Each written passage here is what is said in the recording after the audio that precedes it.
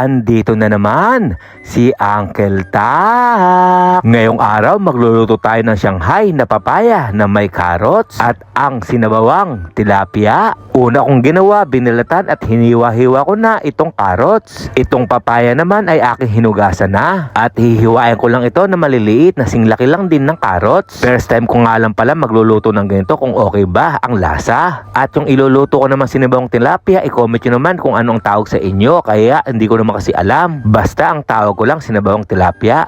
I-open ko muna pala itong ilaw at exhaust para hindi umamoy. Dahil magpipirito na tayo ng tilapia dito pa rin sa kawali ni Inang Edyos. Medyo matalansik pala kaya medyo lumalayo-layo ako sapagkat mahirap na rin pag natalansikan. At nang nabaliktad ko na nga itong isda, huhugasan ko naman itong mga gulay. Ito nga yung papaya at carrots. Huhugasan ko lang ito ng paulit-ulit hanggang luminaw na yung tubig.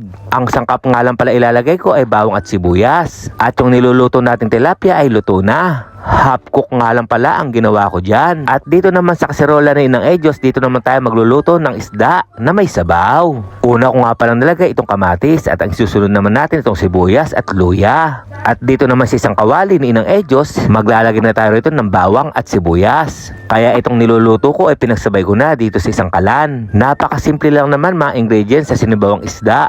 Lalagyan ko lang ito ng patis at pamintang durog, asin at konting betsin, konti lang dapat para hindi sa ganun nakakahilo. At sa isang niluluto natin, ilalagay na natin itong mga gulay. Kaya itong niluluto natin ay doble para mabilis sapagkat may magluluto pa nga kasunod ko na ibang lahi. At para may laban at may sipa yung sinabaw nating isda, maglalagay na tayo rito ng sili. Lulutuin ko lang ditong mabuti itong kamatis. At syempre, bago ang lahat, malugod po ang bumabati na isang magandang araw sa aking barangay, Barangay Cabu, Cabanatuan City, lungsod pa rin ng Nueva Ecija. At dito naman sa niluluto natin gulay, ilalagay na natin itong pamintang durog at saka ang patis, asin at betsin at tara, imekos-mekos na natin. At para sa ganun, magpantay-pantay na ang lasa. At nang okay na yung mga ingredients, lalo yung kamatis, ilalagay na natin itong mga tilapia. Subukan nyo yung ginawa ko, pinirito ko muna at nilagyan ko ng sabaw. Para sa ganun, matanggal talaga ang lansa. At yung gagawin natin Shanghai ay luto na. Ito namang kangkong ay huhugasan naman natin. At ilalagay na dito sa sinabawang isda. Maghihintay na lang ako dito ng 3 minuto at luto na ito.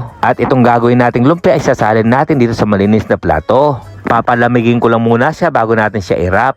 At ngayon, dun muna tayo sa tikiman time. Kaya masasabi kong kalasa. Sa tingin pa lang, masarap na. Kaya sa mga kababayan ko rito, gayahin nyo na itong luto ko. Ang next kong gagawin, maghihimay na ako ng wrapper.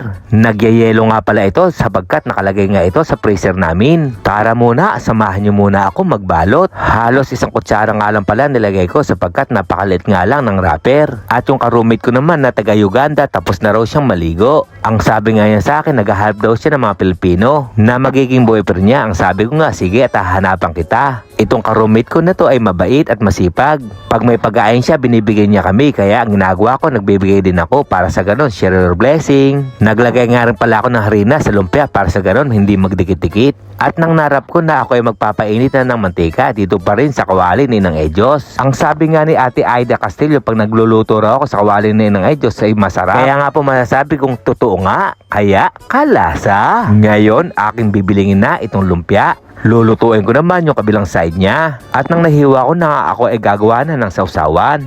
Ito nga yung bawang sibuyas, pipino at suka, toyo.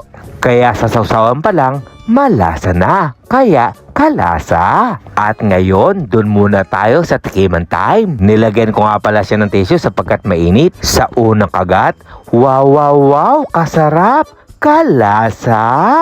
Kaya i-comment nyo naman kung saan umabot ang bidyong ito. Kaya hanggang dito na lang. Ito po yung Uncle Tax. Ingat!